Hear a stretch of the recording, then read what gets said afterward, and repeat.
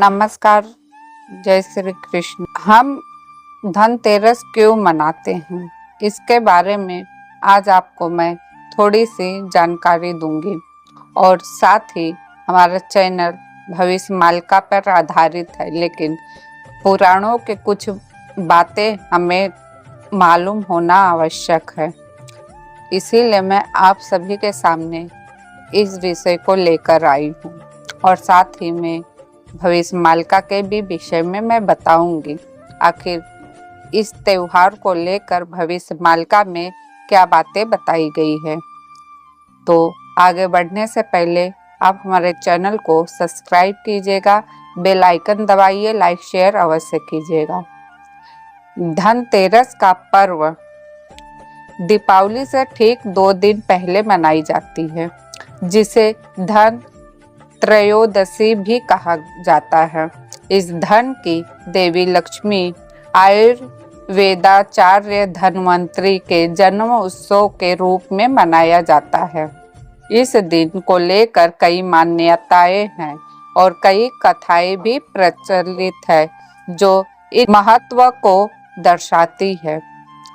धनतेरस का एक प्रमुख कारण समुद्र मंथन की कथा से जुड़ा हुआ है। पुराणों के अनुसार एक बार देवता और असुरों के बीच अमृत प्राप्त करने के लिए समुद्र मंथन का आयोजन हुआ था। मंथन के दौरान अनेक रत्न, औषधियां और अमूल्य वस्तुएं समुद्र से निकली। मंथन के 13वें दिन भगवान धन्वंतरी अमृत कलश को लेकर प्रकट हुए थे। वे भगवान विष्णु के अवतार माने जाते हैं और उन्हें आयुर्वेदिक के जनक के रूप में जाना जाता है। धनतेरस का दिन इसी घटना को याद कराता है और क्योंकि धन्वंतरी स्वास्थ्य, दीर्घायु और औषधि विज्ञान के प्रतीक माने जाते हैं। धनतेरस के दिन भगवान धन्वंतरी की पूजा विशेष रूप से की जाती है। इसके अलावा इस दिन नए बर्तन या धातु की वस्तु खरीदने की परंपरा भी है। ऐसा माना जाता है कि ऐसे करने से स्वास्थ्य और समृद्धि की प्राप्ति होती है और बुरी शक्तियों का नाश होता है। धनतेरस से जुड़ी एक अन्य कथा राजा हिमा और उनकी पुत्री की भी है।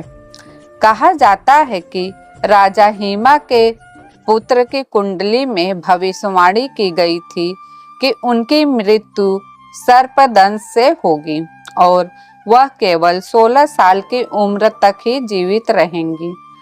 इस भविष्यवाणी से चिंतित होकर राजा हिमा ने अपने पुत्र के जन्मदिन पर उपाय करने का निश्चय किया।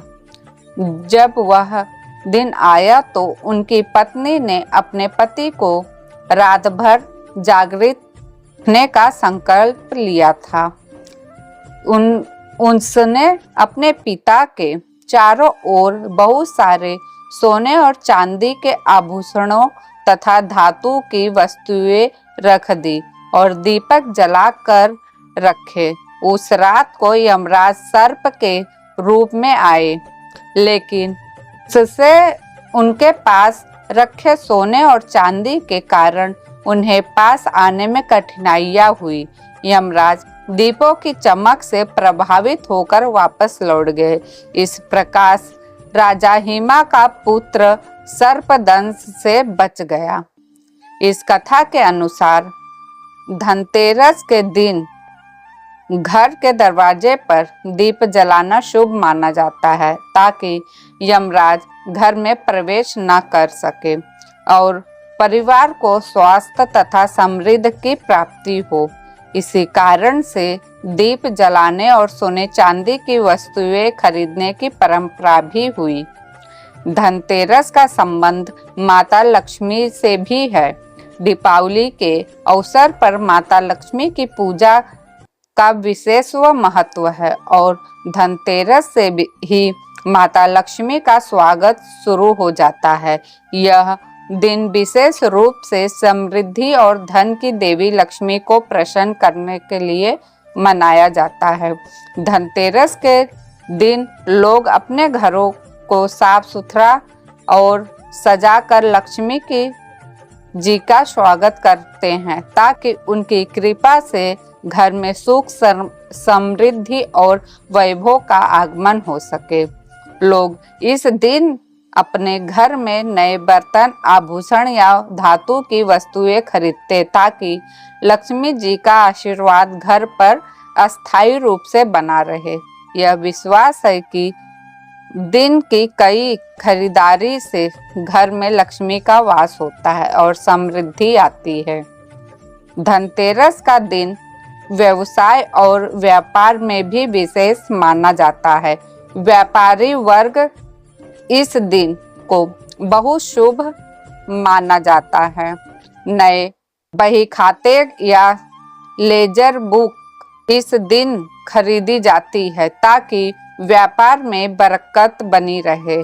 कई लोग नए साल के लिए अपने व्यापारिक हिसाब किताब की शुरुआत भी इसी दिन से करते हैं। इसे व्यापार और वित्तीय क्षेत्र में नए साल की शुरुआत के रूप में मनाया जाता है कि इसे सौभाग्य का प्रतीक माना गया है। वर्तमान समय में धनतेरस का महत्व कम नहीं हुआ है। आज भी लोग अपने घरों में वस्तुएं खरीदते हैं और घरों को सजाते हैं ताकि लक्ष्मी जी का आगमन हो सके। विशेष रूप से सोना, चांदी, बर्तन और अन्य धातुओं की खरीदारी करने से परिवार में सुख, समृद्धि और शांति बनी रहती है। साथ ही लोग इस दिन शुभ मानते हुए अपने नए कार्यों का भी प्रारंभ करते हैं। धनतेरस के दिन अस्पतालों में और औषधि में भी भगवान धन्वंतरी की पूजा की जाती है क्योंकि वे आरोग्य के देवता माने गए हैं। डॉक्टर, नर्स और स्वास्थ्य से जुड़े लोग भी इस दिन को विशेष पूजा अर्चना करते हैं ताकि सभी के लिए स्वास्थ्य का आशीर्वाद प्राप्त हो। धनतेरस का पर्व भारतीय संस्कृति का एक अनूठा पर्व है जो न केवल समृद्ध और धन की कामना से जुड़ा है बल्कि स्वास्थ्य, दीर्घायु और आत्मिक शांति का प्रतीक भी है। इसकी विभिन्न कथाएं इस पर्व को और अधिक महत्वपूर्ण बनाती है और लोगों को यह याद दिलाती है कि जीवन में धन के साथ स्वास्थ्य और सौभाग्य का भी बहुत बड़ा महत्व है।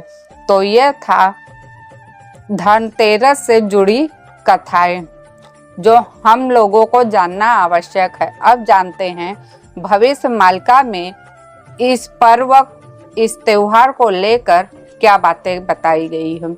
भविष्य मालिका में संत अच्युतानंद दास जी ने अपने भविष्य मालिका में कहे हैं कि जैसे जैसे समय बीतेगा वैसे वैसे हर त्योहार 2-2 दिन का पड़ेगा और यह पिछले 2 सालों से हमें देखने को मिल रहा है।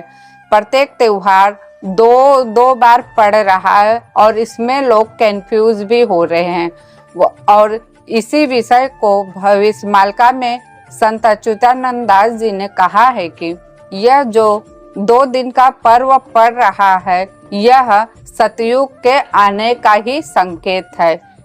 तो जो लोग यह संकेत को समझ रहे हैं वह केवल भक्त है, बाकी लोगों को यह संकेत नहीं समझ में आएगा। तो दोस्तों ये थी भविष्य मालिका से जुड़ी बातें और धनतेरस से जुड़ी कथाएं। तो अब इस वीडियो को मैं यहीं समाप्त करूंगी। फिर मिलती हूँ नई वीडियो के साथ, नई जानकारी के साथ। तब तक के लिए धन्यवाद। और जाते जाते आप हमारे चैनल को लाइक, शेयर, सब्सक्राइब अवश्य कीजिए। जय श्री कृष्णा, जय जगन्नाथ।